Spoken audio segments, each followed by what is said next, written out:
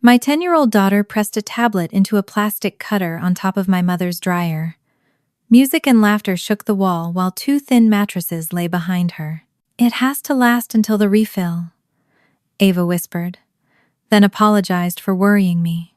I sent $12,000 monthly for her care. I closed my hand around the uneven halves and told both girls to pack. In the next room, my sister reached for her phone, certain the sheriff would send me away. Instead, that broken dose would force every adult in the house to explain what they called care. 20 minutes earlier, I had stepped through my parents' front door with my suitcase still in the rental car and the taste of airplane coffee in my mouth. I had not told anyone my flight had changed. The sale had made me a millionaire on paper, but the number meant nothing beside the 8 months I had spent away from my daughters.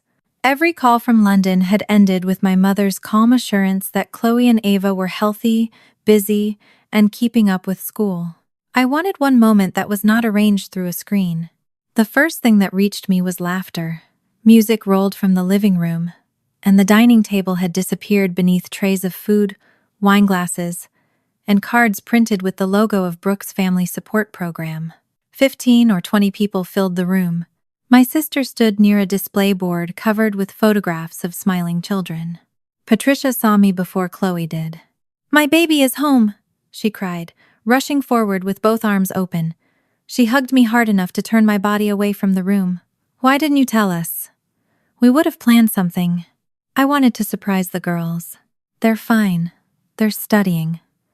The answer came too quickly, the same 7 words she had used so many times that I could hear them before she spoke. I looked over her shoulder. Chloe stood beside the sofa with a silver tray balanced against her hip.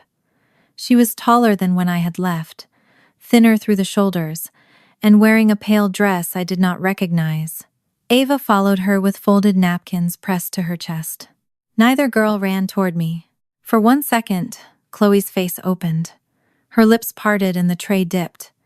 Then she glanced toward the dining room, straightened it, and said, "You're back early." Ava smiled, because Chloe smiled. I moved around my mother. "Come here." Chloe set the tray down first. Ava waited until she did the same.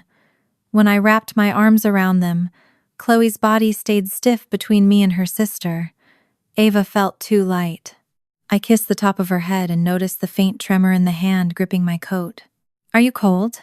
"She's tired," Chloe answered. I asked Ava. Ava looked at Chloe before saying, "I'm okay." Brooke appeared with the polished smile she used in donor photographs.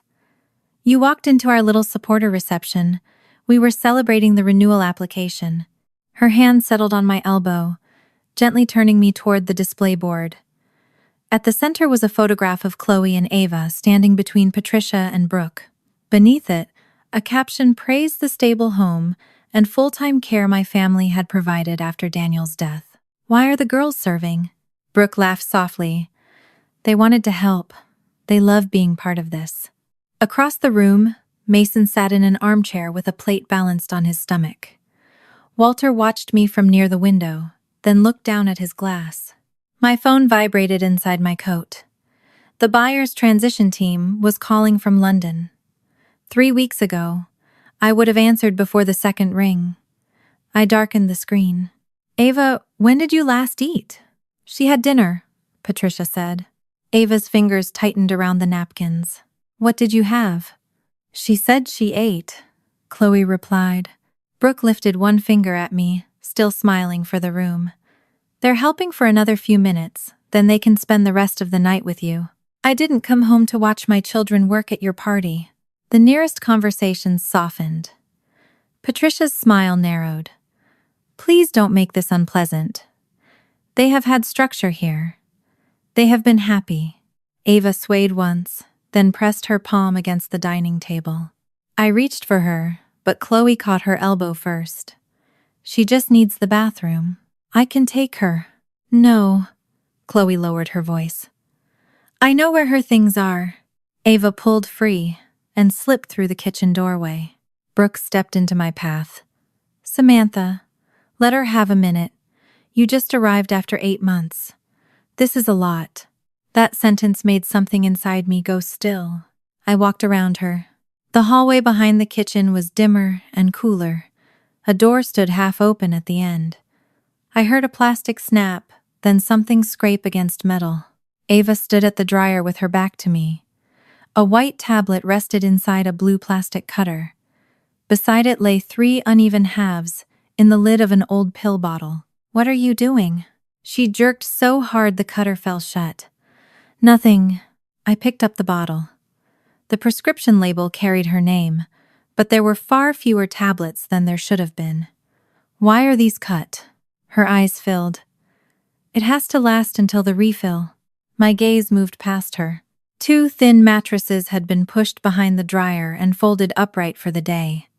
Plastic bins labeled with Chloe's name and Ava's name were stacked beneath detergent and bleach. Their shoes lined the wall. A hairbrush, 2 school books, and Daniel's framed photograph sat on a laundry basket. This was where my daughters lived. I opened my hand. "Give me the rest of the tablets." Ava stared at the floor. "I'm sorry." "For what?" "For making you worry." The music thudded through the wall. Someone laughed loudly enough to start 3 other people laughing. I looked at the mattresses, then at the pill halves in my palm. Chloe appeared in the doorway and stopped when she saw what I was holding. "Get your bag," I told her. Her face changed, not to relief, but alarm. "Mom, both of you are leaving with me." Patricia's shoes clicked down the hallway. Brooke followed, with Walter behind them. My mother saw the bottle and mattresses, then sighed as though I had found an untidy closet. "They sleep here only when Mason has friends over," she said. "There are school books in a laundry basket. We had to make adjustments." "With $96,000? Brooke lowered her voice. "Not in front of the girls. You used their picture to tell a room full of people you gave them a stable home." "We did give them a home," Patricia said. "You gave them money and video calls." I put the bottle in my coat pocket. "Chloe, take Ava upstairs and get your clothes." Brooke blocked the hallway. "You cannot storm in after 8 months and drag them away because you feel guilty. They are my daughters." "On paper," Patricia said. The words landed, but I did not give her the reaction she wanted. "Move." Chloe had not moved either. She held her canvas bag against her ribs. Brooke looked at her. "Tell Samantha you want to stay." I turned to Chloe. "Do you?" Her mouth opened, then closed. Patricia reached for my pocket. I stepped back. "Do not touch me." The last guests began collecting coats. Mason stared at the floor. Walter said, "Patricia, maybe we should calm down," but did not move toward us. Brooke took out her phone. "Who are you calling?" "The sheriff," she said. "You are causing a disturbance, and the girls are frightened." Ava's hand slid into mine. It was cold and trembling. Brooke gave the dispatcher the address, then said I had been gone for 8 months and was trying to remove 2 children who did not want to leave. Patricia returned to the living room and told the remaining guests there had been a family misunderstanding. I stayed between my daughters and the hallway, while Chloe clutched her bag and watched the front windows. Minutes later, white headlights swept across the ceiling. Red and blue light moved over Brooke's display board, over the photographs of my daughters, and over my mother's composed face. As the sheriff's deputy stepped onto the porch, Patricia was still saying, "They're fine. They're studying." The deputy stepped inside with one hand resting near his belt, not on his weapon. His eyes moved from Brooke's phone to my mother's rigid smile, then to Ava's fingers wrapped around mine. "Who called?" "I did," Brooke said. "My sister has been out of the country for 8 months.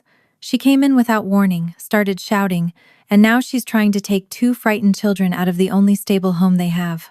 "I didn't shout," I said. "And they are my daughters." The deputy looked at me. "Do you have identification?" I gave him my driver's license. "I also have the adoption decree and the temporary caregiver authorization my mother signed when I left." Brooke folded her arms. "She cannot disappear for 8 months and come back pretending none of that matters." "It matters," I said. "It does not make you their mother." The deputy raised one hand before Brooke could answer. I need one person speaking at a time. The house had become unnaturally quiet. The last guests stood near the front door with coats over their arms, pretending not to listen. Brooke's display board still glowed beneath the lamps. Chloe and Ava smiled from its photographs, while the real Chloe held her canvas bag so tightly that her knuckles had turned pale. I opened the folder on my phone, containing the adoption decree and the temporary authorization that allowed Patricia to handle routine school and medical matters while I was abroad. The deputy read both without commenting. Patricia moved closer. I have been their caregiver since October. You had limited authorization, I said. Not custody. We fed them. We took them to school. We were here. My hand closed around the pill bottle inside my pocket. You put them in a laundry room. That is not what happened, Brooke said. Mason needed his room and the girls chose to sleep together. The deputy looked toward the hallway. Is the laundry room where they sleep? It is a temporary arrangement, Patricia replied. May I see it? Brooke's expression tightened. Is that necessary? You called us, he said. You reported a dispute involving children. I need to understand what is happening. No one answered. I led him down the hallway. Ava stayed beside me. Chloe followed several steps behind, with Patricia close enough to touch her shoulder if she chose. The mattresses were still standing behind the dryer. The pill cutter remained on top, its clear lid closed over white powder. The plastic bins sat beneath the shelf of detergent. Daniel's photograph rested crookedly on the laundry basket. The deputy stopped in the doorway. How long have they been sleeping here? Only a few weeks, Patricia said. Walter's gaze settled on the floor. When I asked whether that was true, he said, it was supposed to be temporary. Patricia snapped his name, and he said nothing else. The deputy stepped closer to the dryer. What medication is this? I took the bottle from my pocket and handed it to him. It is Ava's seizure medication. She said she has been cutting the tablets to make them last until the next refill.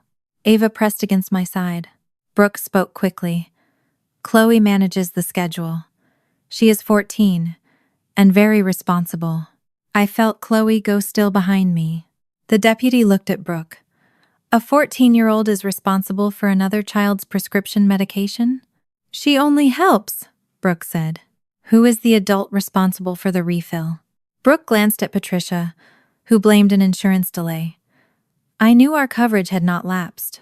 Has Ava missed any doses? The deputy asked. No, Chloe said too quickly. Then she swallowed. We made them last. The deputy asked to speak with both girls separately. Patricia objected, but he directed the adults back to the living room. They should have someone they trust, Brooke said. They do, I replied, then regretted the certainty. Trust was not something I could declare into existence. The deputy offered Chloe a choice of places.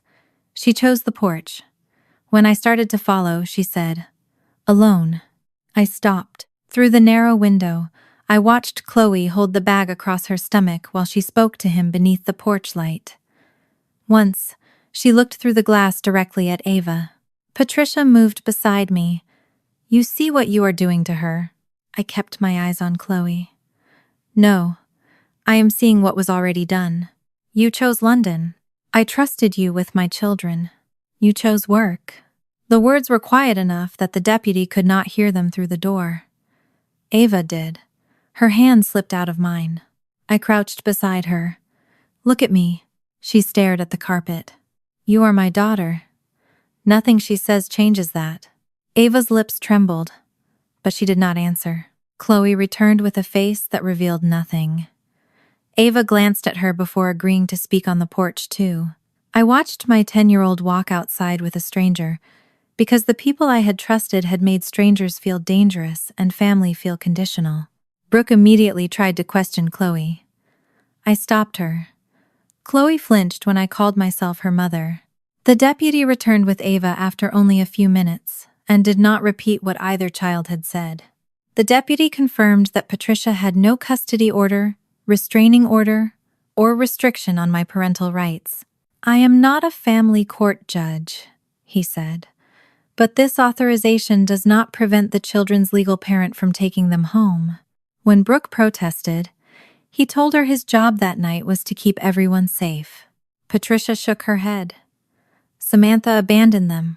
I went to London for 8 months, called every week, paid every bill, and left them with people I believed loved them. Money is not parenting, Patricia said. No, I replied.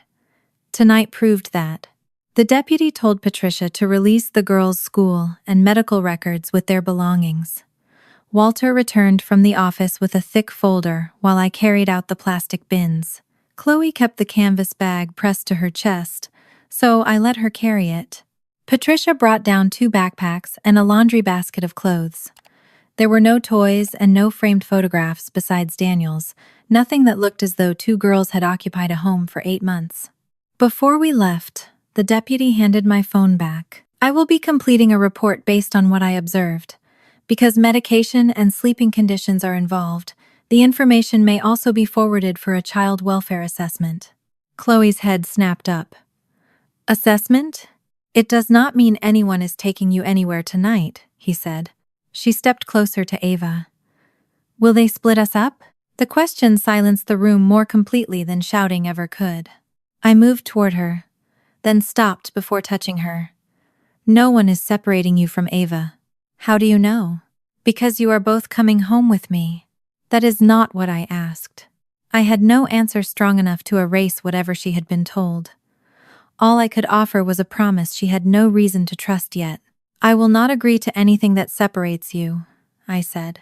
Her eyes stayed on mine for a moment, then dropped. The deputy did not hand me my daughters, or declare that I had won.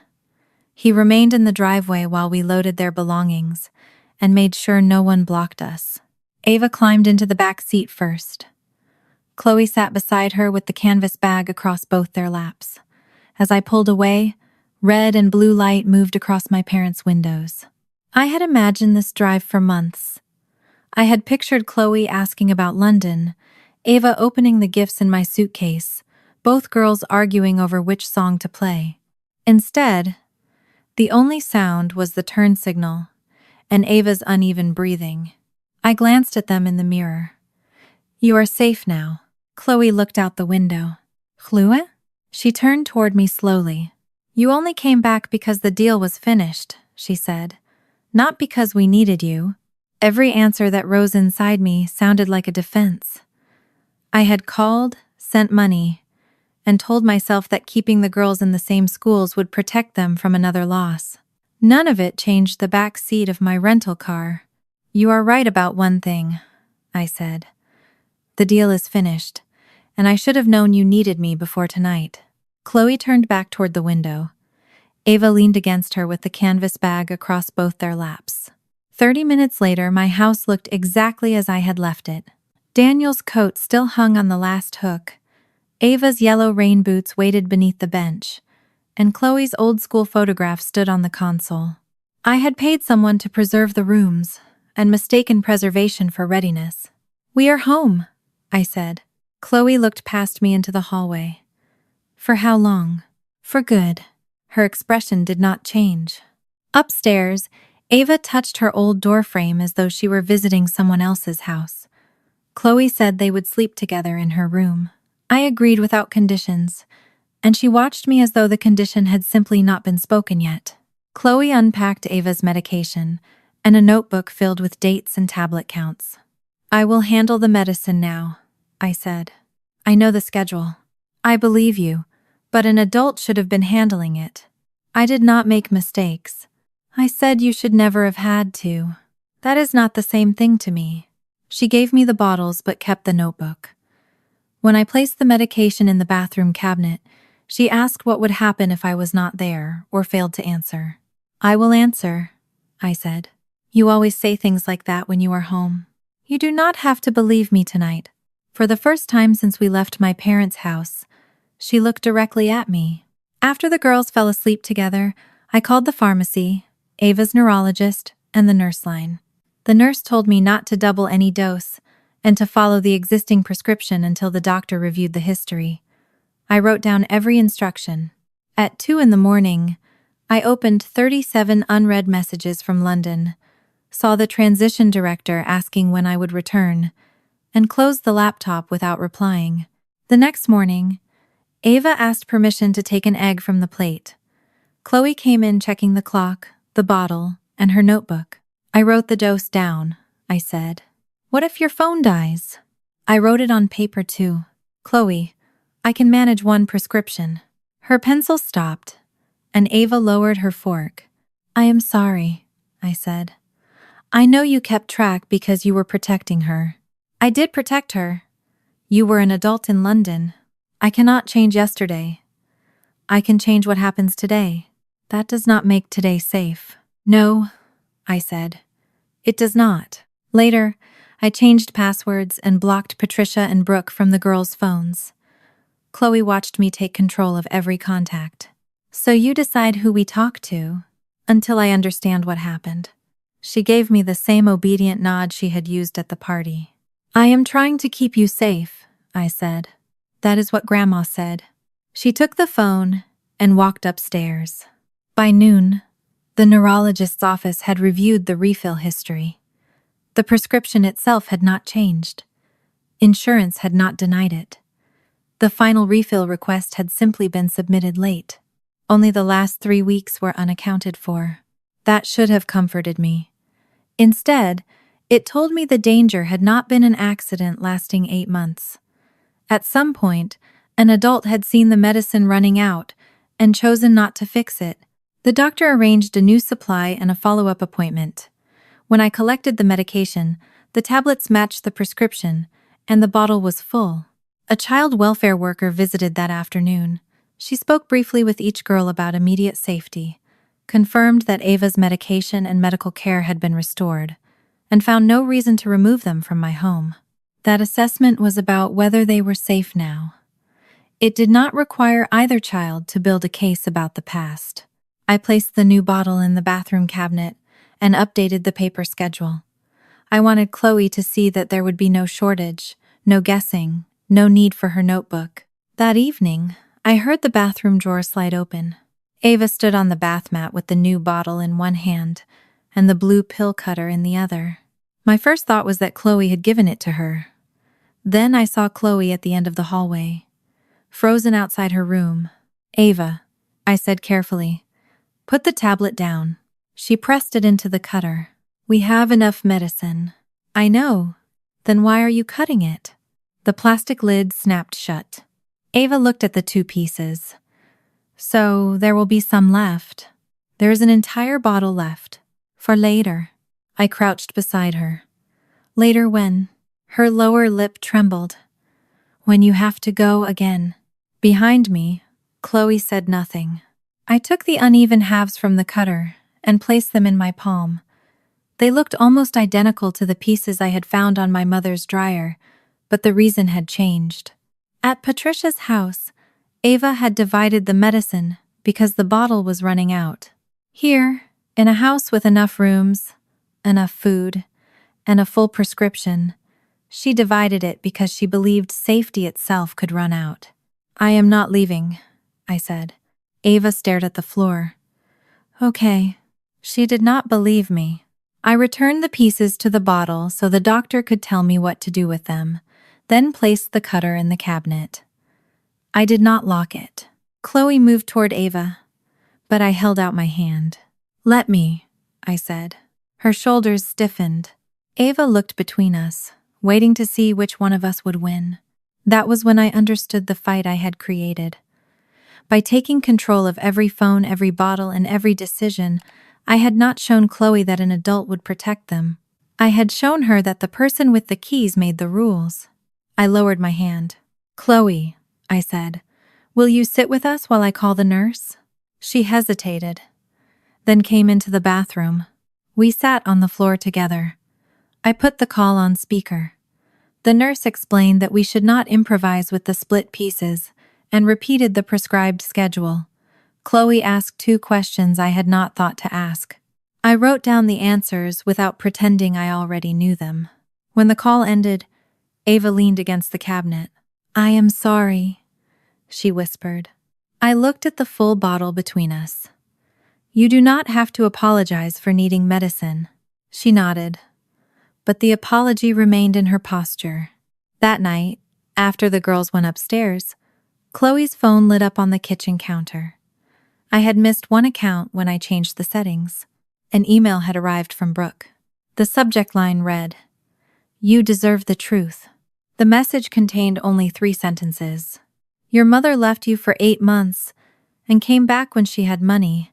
She cannot buy back the time she chose to miss. You know who kept you and Ava together when she was gone. I looked toward the ceiling, where the girls were sleeping in the same bed, despite 2 empty rooms. I had brought them out of my mother's house. Brooke intended to make sure they never believed they belonged in mine. I read Brooke's email twice, then closed the laptop before anger could decide what I did next. The message was not meant for me.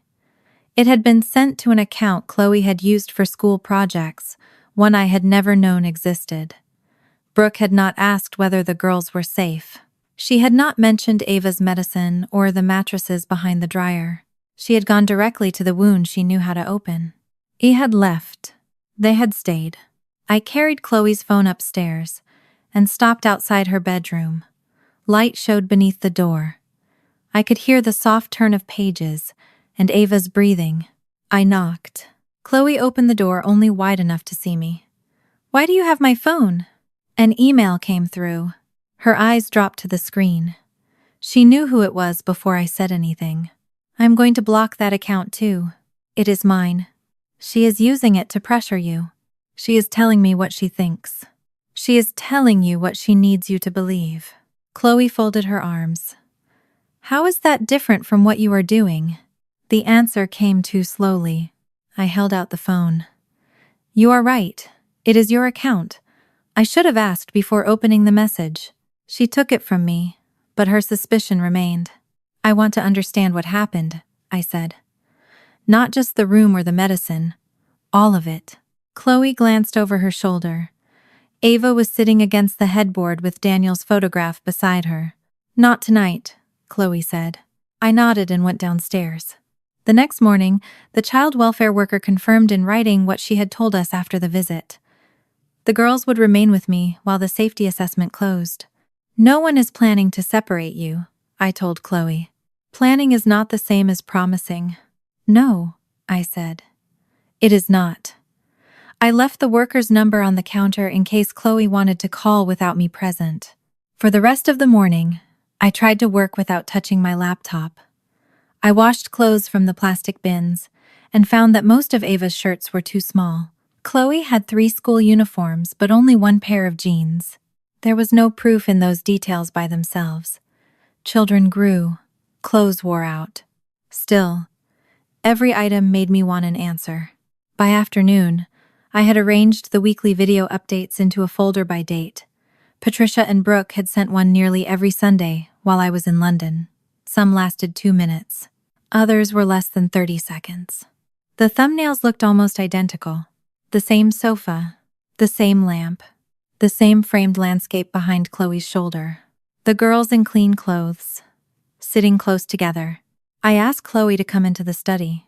She paused in the doorway when she saw the videos on my screen. I am not asking you to tell me everything, I said. I only need help understanding what I am looking at. You already decided what happened. I know where you slept. I know Ava's medicine ran short. I do not know how long things were wrong, or who made which decisions. Chloe stayed by the door. I opened a video from February. Patricia's voice came from behind the camera. Tell your mother about school. Chloe smiled at the lens. We're fine. We're studying. Ava repeated the sentence. I stopped the video. Was Grandma standing behind the phone? Yes. Was Brooke there? I do not remember. Did someone tell you what to say? Chloe's gaze moved to the screen. We said we were fine. That is not what I asked. Her shoulders rose slightly. I opened a photograph from Brooke's supporter packet. Chloe and Ava stood beside a table covered with brochures. Were you asked whether you wanted to attend this? I do not know. You either were or you were not. She said it helped families. Who said that? Chloe looked toward the hallway. I followed her gaze. Ava stood near the stairs, one hand on the railing. I lowered my voice. Did Brooke take you out of school for this? You have the school records. Why are you asking me? Because records do not tell me whether you wanted to go. What answer do you need? I need the truth. Her expression changed. It was not anger at first. It was recognition. Grandma needed one script, she said. Now you need another. That is not fair. No? She wanted you to lie. And you want me to say all the right things so you can prove she lied. I closed the photograph. I am trying to protect you. Then stop making me explain why. Ava came into the room. Her face had lost color. Chloe moved toward her immediately. Did you eat? Ava nodded. Do you feel strange? A little. Chloe reached for the medication schedule in her pocket. I stood. Let me check. I know what to do. So do I. Ava looked between us. Her breathing had become quick and shallow. That stopped me. I had brought Chloe into the study because I feared evidence would disappear. In less than 10 minutes, I had turned the room into another place, where she had to choose words carefully, while Ava absorbed every change in our voices. I shut the laptop. No more questions. Chloe stared at me. I mean it. We are done. I guided Ava to the sofa and asked only what the nurse had told me to ask. No seizure occurred. Her hands trembled for several minutes, then settled as the room became quiet. Chloe sat on the floor beside her, still holding the notebook. I brought water and placed it within Ava's reach. I am sorry, I said. Ava immediately replied. It's okay. I was talking to both of you. Chloe looked at the closed study door. Are you going to ask again later? Not like that. That is not an answer. No, I said. I am not going to bring you back in there and ask you to build a case for me. She studied my face, searching for the condition behind the promise. I had none to offer. That evening, after the girls went upstairs, I returned to the study alone. I did not open the photographs or financial records. I opened only the videos that had already been sent to me. Across 3 videos, Chloe answered before Ava, touched 2 fingers to her knee when she mentioned sleeping badly, and shifted to block the view behind them. In the dark glass of a cabinet, Patricia's reflection stood with her arms folded. I watched the signal again. It was Chloe's movement, timed before Ava's sentence changed. I moved forward again. Chloe asked me when I was coming home. My own face filled a small square in the corner of the saved video. I looked exhausted. Behind me, people moved through a conference room in London. I am trying, I had said. Could you come this week? What happened? Chloe looked off camera. Nothing. Then why this week? She said nothing. I heard myself exhale. Chloe, I cannot fly home every time something happens. That is why Grandma is there. A negotiation had collapsed that morning, and I had ended the call believing Chloe was lonely and Patricia was capable. The crisis explained my impatience. It did not change what she heard. On the video, Chloe nodded. Then she touched Ava's knee. They're fine, Patricia said from behind the camera. They're studying. Chloe repeated it. I sat motionless as the screen went dark. I had been searching for the moment. Someone forced Chloe to lie. What I found was worse. She had learned the timing. She had watched the adults, adjusted the frame, redirected Ava, and ended dangerous sentences before anyone else had to intervene. The child I thought had been trapped inside the performance had also been keeping it alive. I returned to the February video and stopped at the instant before Ava answered. Chloe's hand rested on her sister's knee, 2 fingers pressing lightly through the fabric. It did not look like a threat. It looked like a signal they had practiced, until neither of them needed words. The next morning, Chloe found me at the kitchen table with the laptop closed. I am not going to ask you to explain the videos, I said. I already asked in a way that trapped you. You still want to know. I do. but wanting an answer does not give me the right to force it out of you.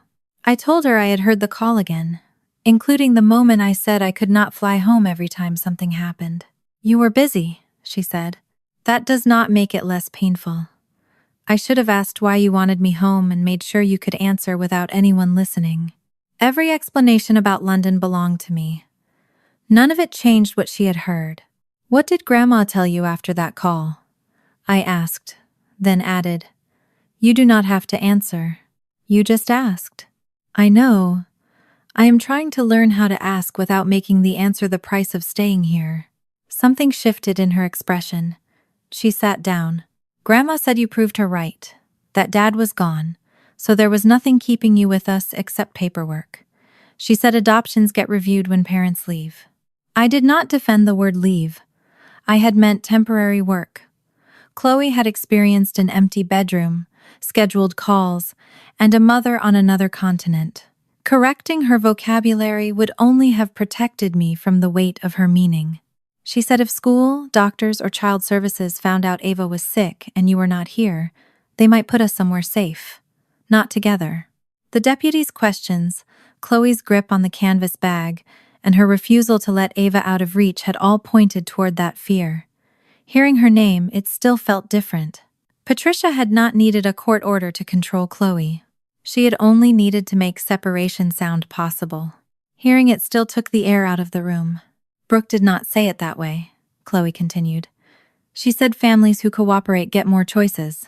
Then the rest came without another question.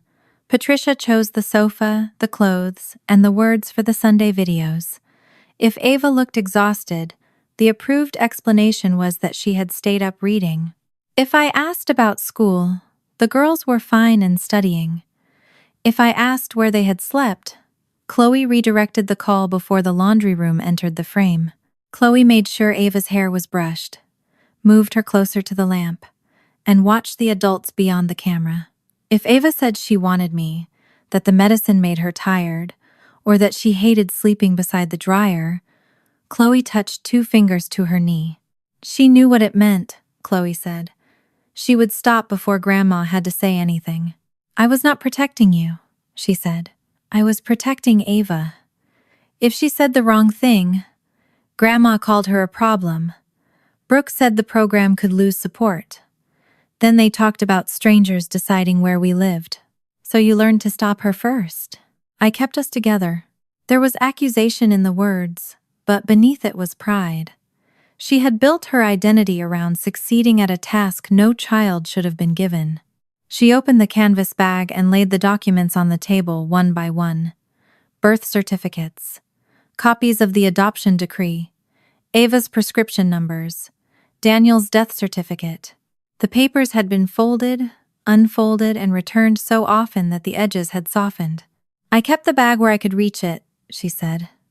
If someone came, I could prove we belonged together. Grandma said people ask questions when the legal parent is not the real parent. I am your real parent.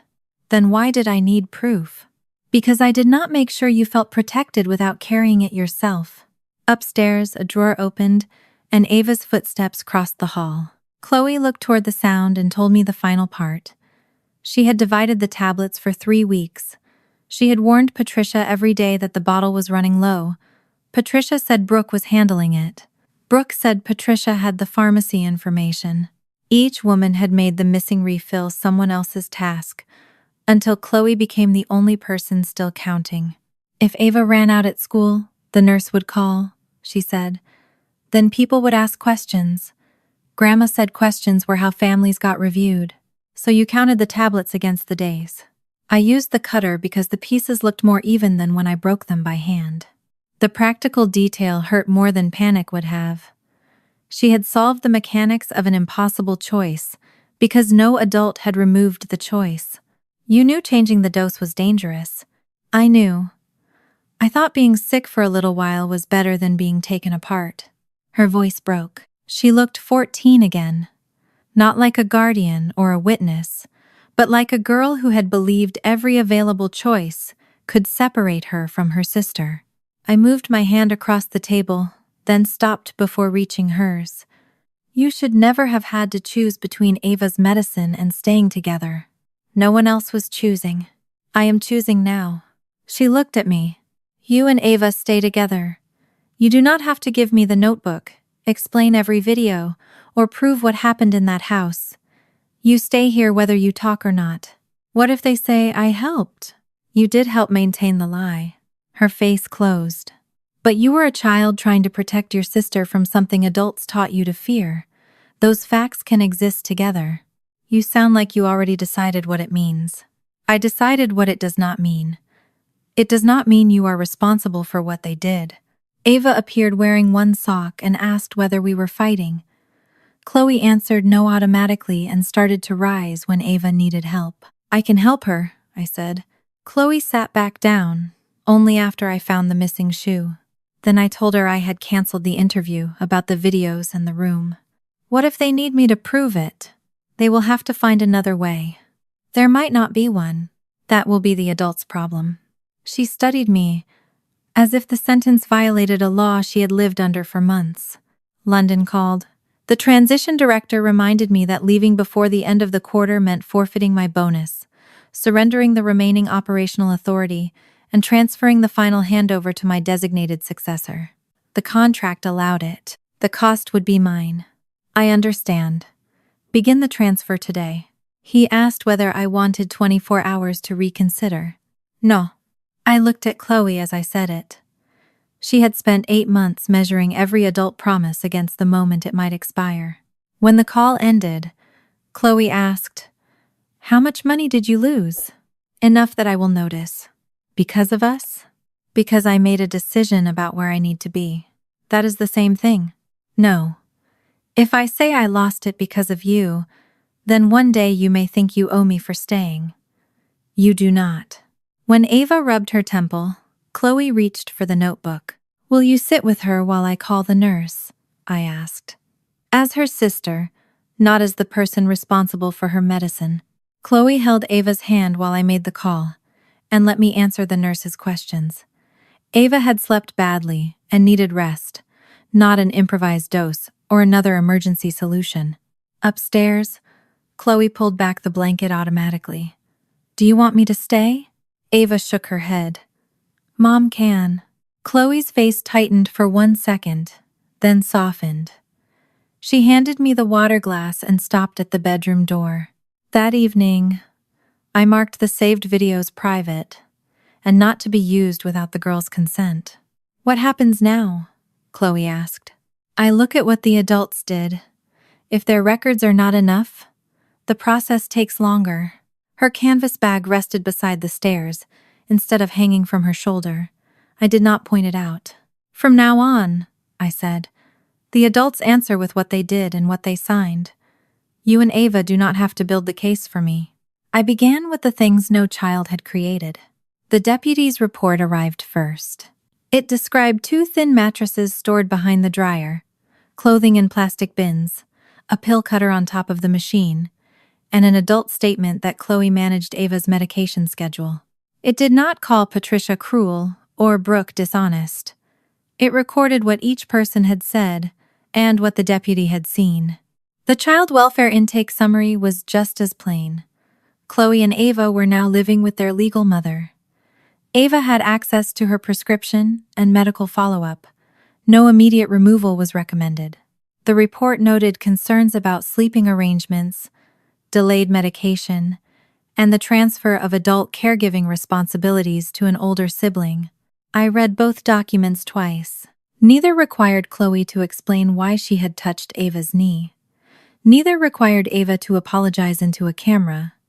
The adults had called the sheriff and spoken for themselves. That was where I would begin. I created 3 folders on my laptop. Money, school, program. This was not a search for a hidden confession. It was a test of whether the adult's own paperwork could survive beside the conditions the deputy had recorded.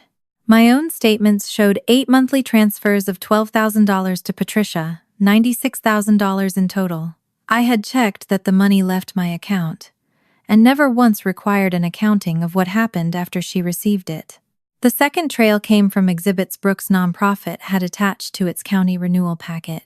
To support its claims of household assistance, The program had submitted redacted copies of transfers from Patricia marked Program Household Support. The first appeared 11 days after I left. By spring, more than $24,000 from the money intended for Chloe and Ava had entered the Front Range Family Support Network. I matched the exhibit dates against my own transfers. In several months, money left my account for the girls, reached Patricia, and then moved into Brooke's program within days. I had never asked Patricia for receipts because I had treated trust as a substitute for oversight. The same renewal packet contained grant summaries, expense reports, and service descriptions. I did not have Patricia's private bank access. I had the records Brooke and Patricia had chosen to give the county. Emergency family stabilization, household support, bereavement services, safe housing for children after parental loss. The girls' names did not appear in the public version. Their photographs did.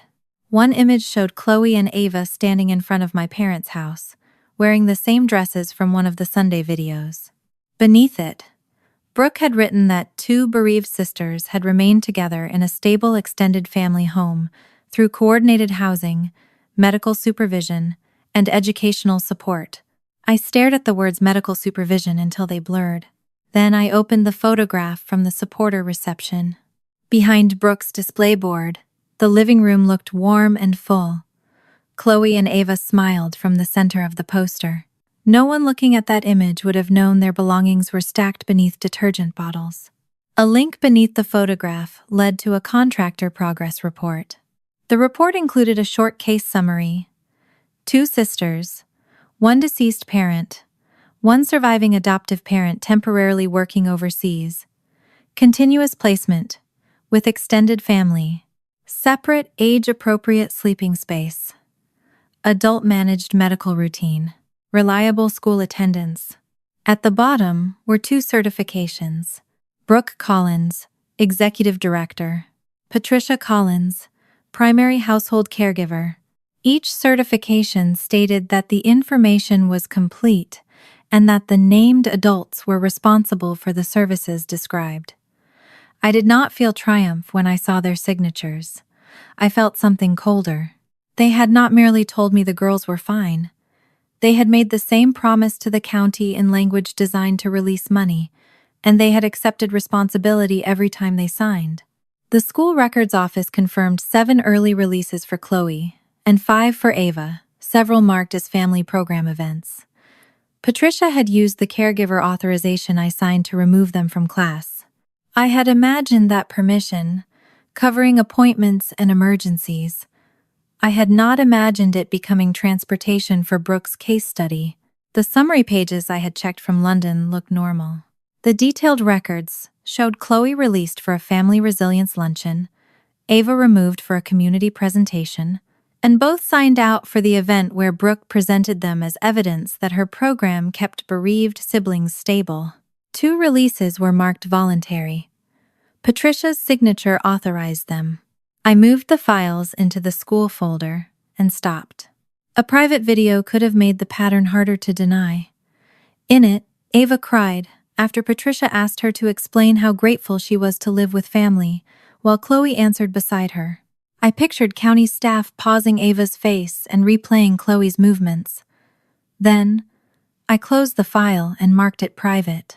The case might move more slowly, but I would not use their distress when the adults had already created records of their own. The nonprofit's expense summary listed a household room conversion under program support. The attached invoice covered flooring, built-in shelving, paint, and a desk at Patricia's address. A photograph showed Mason smiling in the finished room. I recognized the window. It had been Chloe's room. The work was completed 6 weeks after I left. 3 days later, Patricia transferred $4,000 into the nonprofit, and Brooke's expense ledger allocated that amount toward the room conversion cost. My daughters had lost their bedroom while money intended to house them helped convert it for Mason.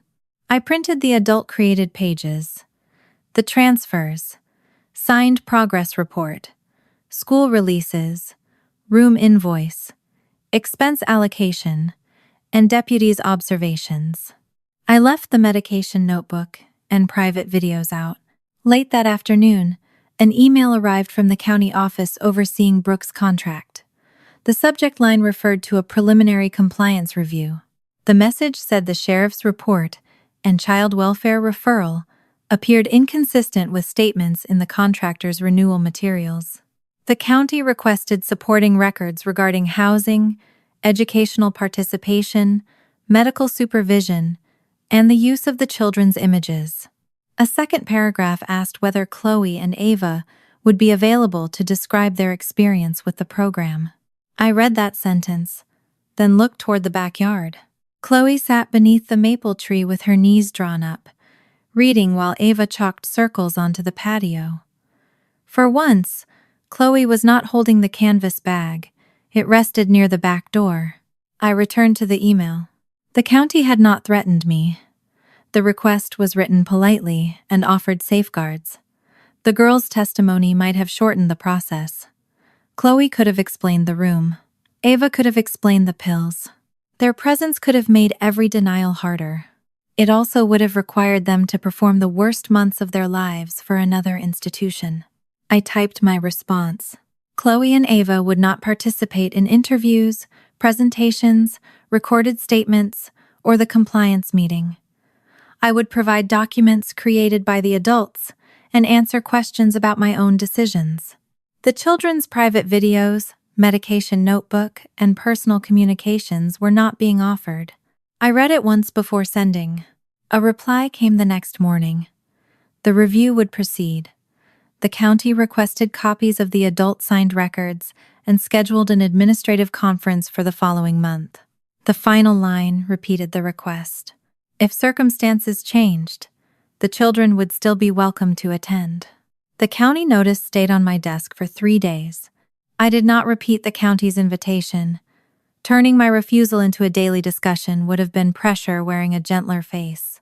On the 4th afternoon, Chloe showed me a message from Patricia. The county may close your aunt's program because your mother refuses to let anyone hear the truth. Children who need help will lose it. You are old enough to understand what your silence is doing.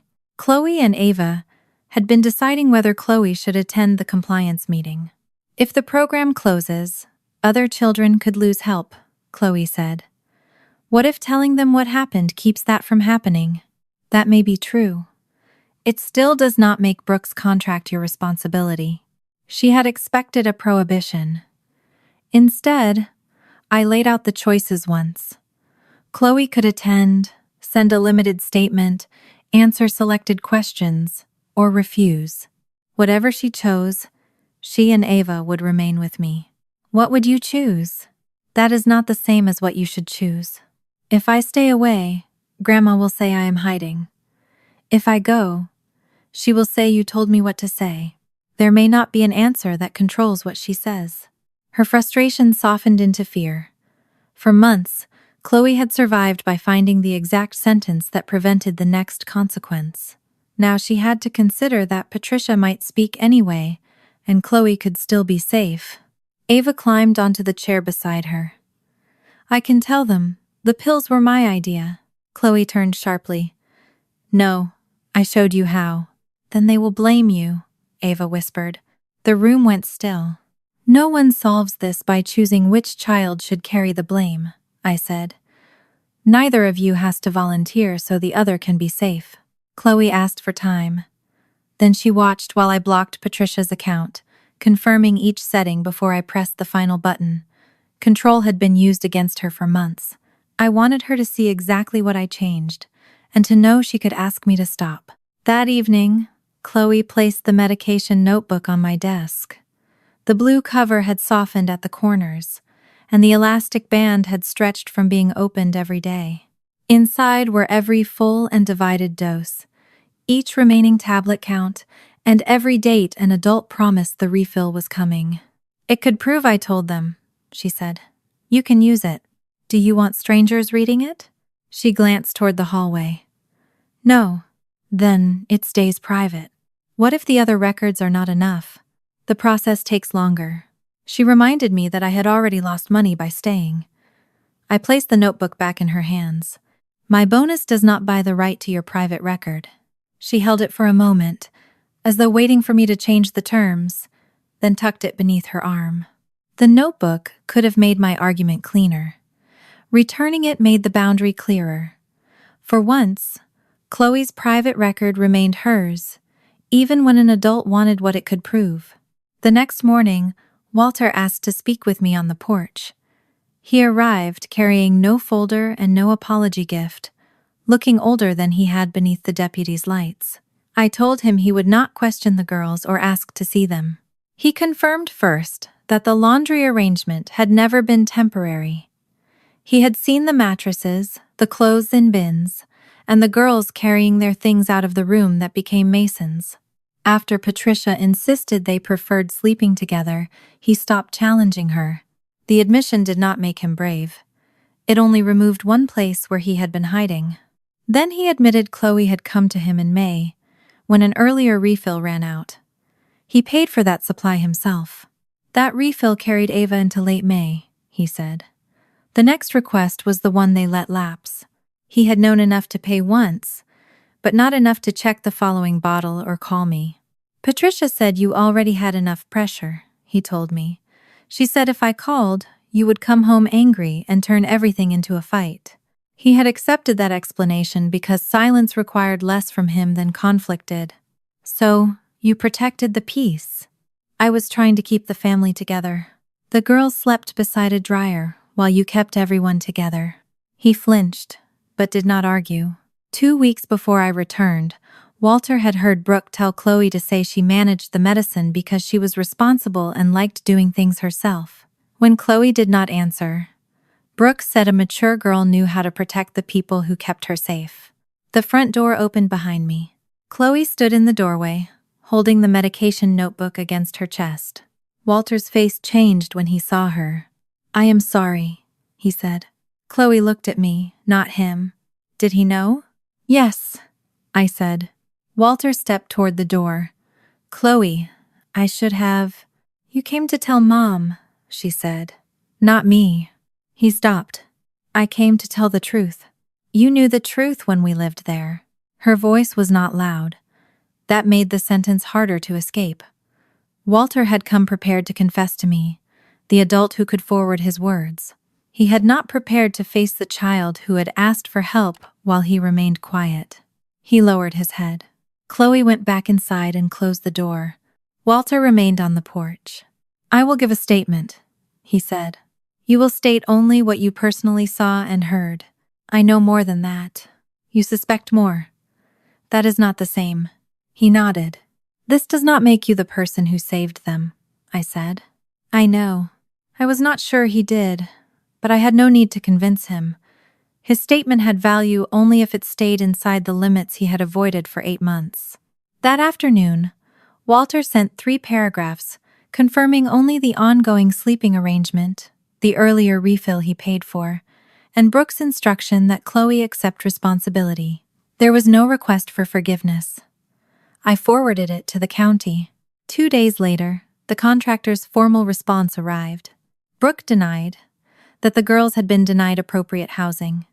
She described the laundry room as a temporary shared sleeping space chosen by the sisters.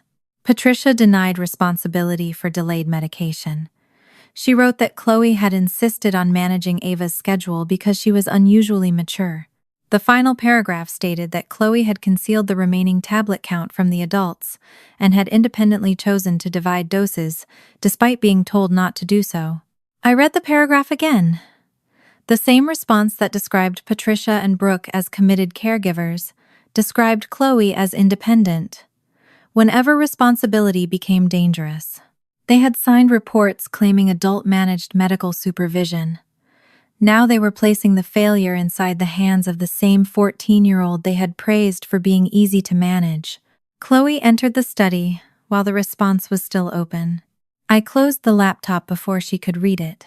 What did they say? She asked. I looked at the notebook under her arm. They said the medicine was your responsibility. Her face emptied of expression. Then she nodded once, as though they had finally repeated the answer she had been trained to expect. Brooke's response turned Chloe's survival skills into proof that she required no adult protection. When Chloe asked whether the county would believe it, I told her I would answer with the adult records, not her notebook. The old calculation returned to her face. If the adults failed, she would have to step in. "I am not asking you to rescue the case," I said. She looked away, but kept the notebook beneath her arm. The next morning, Brooke requested a private call. Patricia joined from the same room. They sat side by side beneath the framed landscape that had appeared behind Chloe and Ava in nearly every Sunday video. Brooke began with the voice she used when she wanted cruelty to sound reasonable. "We want to end this without damaging the girls any further. You blamed Chloe for Ava's medication after signing that adults supervised it." Patricia insisted I did not understand the 8 months I had missed, and repeated that the girls had chosen to sleep together. "In a laundry room," I said. It was heated. I let the silence remain. Brooke placed a document on the table in front of her. "We are prepared to return part of the money your mother received." "How much?" $30,000. Less than a third of what I had sent. Brooke continued before I answered. "We will also remove the girls' photographs from our current materials and agree not to use them in future campaigns." "You never had permission to use them that way. You signed a release. For one grief? Support activity after Daniel died, not 8 months of reports and events." "That difference can be disputed," Brooke said. "Or we can resolve it privately. What do you want?" "You withdraw your compliance complaint and inform the county that this was a family communication breakdown, not a failure of services." Patricia folded her hands. "You acknowledge that you left the children in our care voluntarily and that Chloe frequently insisted on handling Ava's routine." I felt the attraction before the anger. The photographs would disappear, $30,000 could be placed into accounts for the girls, and the review might end before either child was pressured again. I could close the door. Then Brooke added, "If you continue, we will have to provide the complete context." "What context?" "The calls you missed. The times you ended early. The fact that Chloe asked you to return and you refused." Patricia's expression did not change. "Including the call where you told her you could not fly home every time something happened." There it was. They believed my shame belonged to them. I had spent days fearing that sentence because it was true. I had said it. I had failed to ask what Chloe meant. I had given Patricia a phrase she could repeat whenever the girls considered asking for help. Brooke mistook my silence for fear. "The county will hear that you chose the company," she said. "They will hear that you became wealthy while we did the parenting. You want me to protect your program by agreeing that Chloe was responsible for Ava's medicine. We want you to stop rewriting your absence as our abuse." If I accepted, they would return some money and remove the girls' faces while leaving the explanation untouched. Brooke's program would still be called successful. Patricia would remain the stable caregiver. Chloe would remain responsible for the medication. My daughters would be released from the photographs, but trapped inside the story. "No," I said. Brooke blinked. "No to which part?" "All of it." Patricia leaned back. "Then do not complain when the truth about you becomes part of the record." "It should." Neither of them spoke. "I was gone for 8 months," I continued. "I trusted calls that were controlled. I failed to give the girls a private way to reach me. Chloe asked me to come home, and I answered with impatience. I will put that in my statement myself." Brooke's face hardened. "You think admitting a few mistakes makes you noble?" "No, it makes those mistakes mine." I placed my hand on the county notice beside the laptop. "What belongs to you is the room, the money, the school releases, the delayed refill, and the documents you signed." Patricia's voice sharpened. "Chloe is old enough to know that cutting medication is wrong. She is also young enough to require an adult to make sure the medication does not run out." She hid the tablet count. "You signed that you supervised it." Brooke closed the document in front of her. "This conversation is over." "Yes." I ended the call before they could decide they had dismissed me. Refusing did not feel victorious. $30,000 was gone again, The photographs would remain until the county acted, and my failures would enter a record I could not control. But Chloe would not carry them for me. In my statement, I admitted that I had chosen the sale and transition, relied on controlled calls, and failed to create private contact with each child. I included the sentence I had said to Chloe, without surrounding it with excuses. Sending $12,000 each month had not transferred my responsibility to notice whether my daughters felt safe enough to speak. Then, I reduced the adult records to 3 contradictions.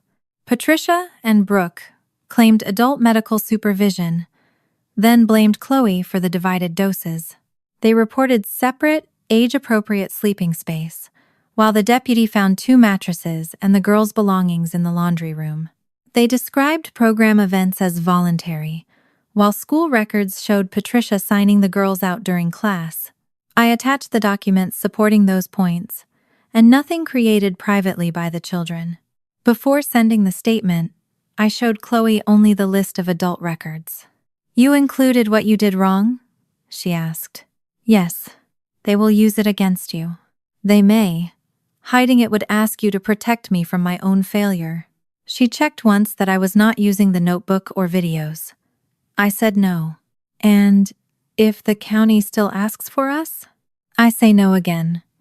If the adult records are not enough, the adult process continues without turning you into evidence. I sent the statement that afternoon. 2 days later, the county confirmed the review date. The notice listed Brooke and Patricia as contractor representatives, Walter as a voluntary witness, and me as the reporting parent. Chloe and Ava were not listed. At breakfast, Chloe read the notice once and handed it back. "Are there going to be empty chairs for us?" she asked. "No, you are not expected." She nodded. Though I could tell, part of her still believed every important room contained a place she might be ordered to fill. On the morning of the review, I placed the 3 folders in my bag. Money, school, program. The private videos remained on the encrypted drive in my locked desk. Chloe's notebook remained with Chloe. Before I left, Ava asked, "What do we have to do?" "Go to school." "That's all?" "That is all." Chloe stood beside her, watching me for the hidden instruction. There was none. I closed the front door behind me, knowing the county might decide my evidence was incomplete. But for the first time since I came home, my daughters were not being asked to make an adult story believable. The county conference room had no bench, jury box, or audience. 3 county officials sat across from us with laptops open. They had already spent weeks comparing the contractor reports, renewal exhibits, school releases, sheriff's observations, and written statements. This conference was Brooke and Patricia's chance to answer the contradictions before an interim decision. Brooke arrived in the navy suit from her program photographs. Patricia sat beside her, while Walter took the chair at the far end. I placed my 3 folders in front of me. Money, school, program. The compliance director reminded us that the meeting concerned the nonprofit's county contract and that my private transfers mattered only where they appeared in program records.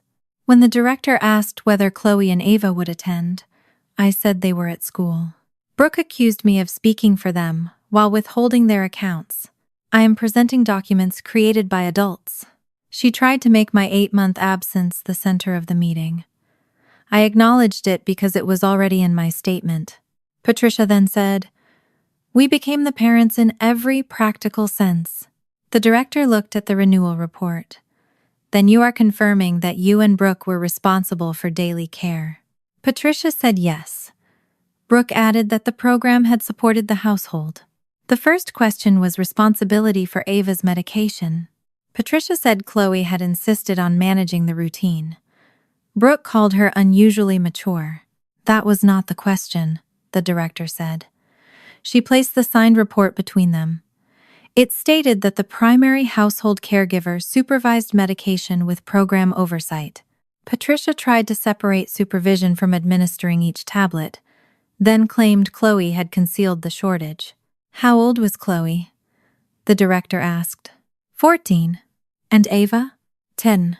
So, your position is that a 14-year-old changed a 10-year-old's prescribed dose and prevented the adults who claimed supervision from discovering it? Children sometimes make poor decisions, Brooke said. The sentence entered the room and stayed there. She had just claimed the authority of a caregiver and the innocence of an observer in the same breath. I provided the pharmacy history, Walter's payment for the earlier refill, the deputy's observation of the pill cutter, and Walter's statement. The later refill had been submitted late, not denied by insurance. Brooke accused Walter of interfering. I know Chloe asked me because each of you said the other was handling it, he replied. I paid once and failed to check again. You are making yourself sound innocent, Patricia said. I am not innocent. His answer stopped her more effectively than a defense. The second question was where the girls slept. Patricia called the laundry room a shared space the sisters had chosen. The director read the deputy's description of 2 thin mattresses stored behind the dryer, plastic bins beneath detergent shelves, and no permanent bedroom furniture. Then she placed that report beside the program's signed claim of separate, age-appropriate sleeping space. It was heated, Patricia said. They had access to the whole house. That is not what the report claimed, the director replied. It was an administrative description, Brooke said. Was it accurate?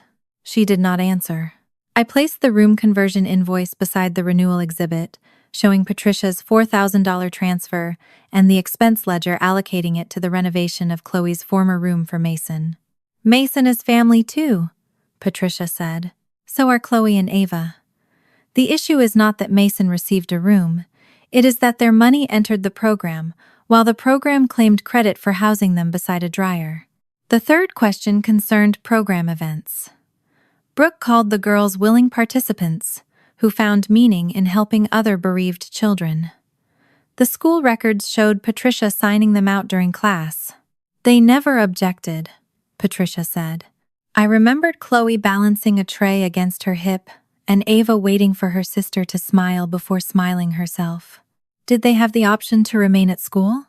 The director asked. Families do not vote on every activity. The finance officer looked up from his notes. Brooke tried to repair the answer by saying the girls understood the program's importance. The photo release created another problem. I had authorized one grief support activity after Daniel died, not ongoing contractor reports and fundraising. The director said the scope would be reviewed and prohibited further use in the meantime. By then, the 3 contradictions were fixed in the record. The adults had claimed medical supervision and blamed Chloe. They had certified proper bedrooms and defended mattresses beside a dryer. They had described voluntary participation while admitting the girls had no choice about leaving school. Walter then confirmed hearing Brooke instruct Chloe to say she liked managing the medication because she was responsible. That is not what I said, Brooke replied. You told her that a mature girl knows how to protect the people who kept her safe. I was encouraging her confidence. You were telling her what answer protected the program. Patricia struck the table and accused him of sitting silently for 8 months only to betray the family now. Walter went pale. I sat there and did nothing, he said. That is why I am not withdrawing the statement. The director asked once more whether I would allow a limited interview with Chloe without Brooke or Patricia present. No. It may leave some questions unresolved. I understand. You are accepting that risk? Yes. A month earlier, I would have treated the warning as a challenge. I would have searched for one more file, called one more person, or pressed Chloe until she produced the sentence that closed every gap. Now I understood that an incomplete case could be more just than a complete one, built from a child's fear. We waited in the hallway while the county representatives conferred. Brooke and Patricia stood together at the far window. Walter sat alone beneath a bulletin board of public service notices. No one spoke to me. 25 minutes later, the compliance director read the interim findings. Her voice remained procedural, which made the result feel less like punishment and more like a system finally refusing to skip its own questions. The county was suspending the nonprofit's family support contract, pending a full audit. Undisbursed funds would be placed on hold. The program had to remove Chloe and Ava's images from county-funded and public-facing materials. Financial records connected to the household support transfers would be referred for further review, including the room conversion allocation and the claims of medical supervision. No criminal finding had been made. No final repayment amount had been determined. The private money I had transferred would require a separate process. Brooke stared at the director. "You are closing services based on a family disagreement. We are suspending a contract based on material inconsistencies in the contractor's own records." Patricia pointed toward me. "She abandoned those children and is being rewarded." The director closed her folder. "This is not a reward." There was no dramatic silence after that. No one applauded. No officer entered. The clock continued ticking above the cabinet. The system Brooke had built was not destroyed in one sentence. It had simply stopped accepting her version without questions. When I reached home, school had already ended. Ava sat at the kitchen table drawing. Chloe stood beside the counter with the canvas bag hanging from one shoulder. She searched my face. "What happened?" "The contract is suspended while they audit the records. The pictures have to come down." "Did they ask for us?" "Yes." Her hand closed around the bag strap. "What did you say?" "No." "That was all?" "That was all." She looked toward Ava. "Did Grandpa talk?" "He told them what he saw and heard." "Did they believe him?" "They did not have to believe one person. They compared what the adults said with what they signed." I touched none of the papers in her bag. "You did not have to say anything." Chloe looked at me for a moment, then lowered the canvas bag from her shoulder.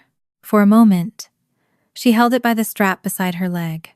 Then she placed it on the floor near the kitchen wall. "Not hidden. Not within reach. Just down."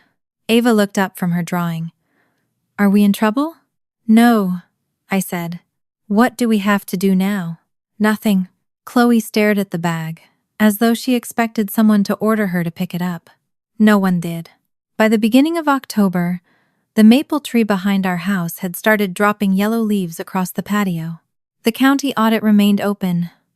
Brooke's contract was still suspended, the program had closed after the next funding round was withheld, and every photograph of Chloe and Ava had been removed. Some money had been returned while the rest moved through slower reviews of transfers and invoices. I stopped refreshing the case every morning. Nothing in our home became safer when I watched an inbox. Patricia sent 2 letters that explained her choices without apologizing for them. Brooke asked once more for a statement from the girls to support her appeal. I filed the letters away and did not answer. Walter asked to speak with the girls. Ava said she was not ready. Chloe said perhaps someday, but not yet. He accepted the boundary without reaching around me. It did not erase what he had allowed, but it was the first time he accepted a child's no without asking her to comfort him. Inside our house, change arrived in smaller measurements. Ava stopped asking permission before taking food from the refrigerator, though she still announced what she was taking as if someone were keeping an inventory. Chloe stopped carrying the canvas bag from room to room. It remained on a shelf in her bedroom, with the adoption papers, birth certificates, and Daniel's death certificate still inside. She had not asked me to move them to the safe. I had not offered. The medication notebook stayed on her nightstand. For weeks, she checked it every morning before school and every night before bed. She compared my notes with the bottle, then counted the remaining tablets herself. I did not tell her to stop. Each time, I made sure the prescription had been administered correctly. Then I returned the bottle to the cabinet and let her decide whether to verify it. Trust was not built by demanding that she demonstrate trust.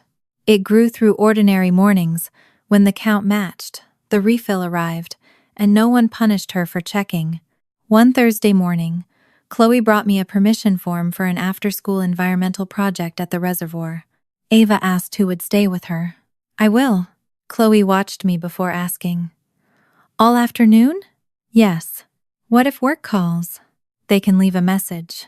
The question was not whether I could stay with Ava. It was whether Chloe could leave without something going wrong. I signed the form and told her she could still change her mind. Since leaving the transition role, I had accepted limited consulting work from home, but there was no flight waiting at the end of a difficult week. Chloe folded the form into her backpack. At 7:45, I opened the medicine cabinet and prepared Ava's dose. Chloe stood beside me with the notebook. I recorded the time on the paper schedule. Chloe checked the bottle, then wrote the same time in her notebook. Neither of us commented. That afternoon, I received a message from her school. I am going. 3 words. No explanation. No request for reassurance. At 5:20, Ava and I found Chloe laughing with the other students near the reservoir. She saw our car and lifted one hand but finished tying a collection bag and said goodbye before walking over. How was Ava? She asked. I drew the backyard, Ava said, holding up a page of green and yellow circles. And Mom burned the first grilled cheese. 1 corner, I said. The whole corner. Chloe looked at me. No medical emergency, no missing child, 1 damaged sandwich. On the drive home, Chloe talked about the trail, the other students, and a teacher who had lost a shoe in the mud. She did not ask about the medication until we reached the house. Then she stopped in the kitchen. The notebook was not in her backpack. Her face changed. I left it. Where? On my desk. You mean at home? She looked toward the stairs. The notebook lay exactly where she had left it that morning. Nothing had happened because it stayed behind. Chloe picked it up, but she did not open it immediately. She looked at the paper medication schedule beside the cabinet, then at the clock. Did Ava take the afternoon dose? Yes. What time? 4:15. Ava called from the living room. I took it with chocolate milk. Chloe opened the notebook to record the time. Her pencil hovered over the page. Then she closed the cover. You can write it, I said. I know. She placed the notebook on the kitchen counter, instead of carrying it upstairs. It stayed there through dinner. The next week, Chloe attended a second club meeting. This time, she left the notebook beside the paper schedule before school. She did not announce that she was leaving it. I did not praise her. Ava watched Chloe walk to the bus stop, then looked at the notebook. What if you forget? I have the schedule, the reminders, and the prescription instructions. What if your phone does not work? The paper still works. What if the paper gets wet? I will print another one. Ava considered that. What if the printer breaks? Then I will write it by hand. She seemed satisfied enough to finish her cereal. The habits did not disappear all at once. Ava still tucked snacks into her backpack for later. Chloe still woke some nights and checked whether Ava was breathing. Some evenings she carried the notebook upstairs again, after leaving it out all day. I still felt an urge to promise that nothing bad would ever happen again. I stopped making promises no parent could keep. Instead, I kept appointments. I answered calls. I told them when I would be late before I was late. I asked questions and waited when they were not ready to answer. When I made a mistake, I named the mistake without asking them to relieve me of it. One Tuesday evening, Ava came into the kitchen while I was preparing dinner. She carried her medication bottle in both hands. Chloe was upstairs finishing homework. The notebook remained on the counter, unopened since morning. Ava placed the bottle beside the cutting board. I looked at it, then at her. There were only a few tablets left. For a second, I saw the laundry room again. The dryer beneath my hand. White powder inside the blue cutter. 2 thin mattresses, behind a wall shaking with music. Ava did not lower her eyes. I need a refill, she said. No apology followed. She did not say the medicine was expensive. She did not promise to make it last. She did not ask whether needing it would cause trouble. I checked the label and the calendar. You are right. I will order it tonight. Okay. That was all. At dose time, I took 1 full tablet from the bottle and placed it in her palm. Ava swallowed it with water, set the empty glass beside the sink, and went upstairs to finish her drawing.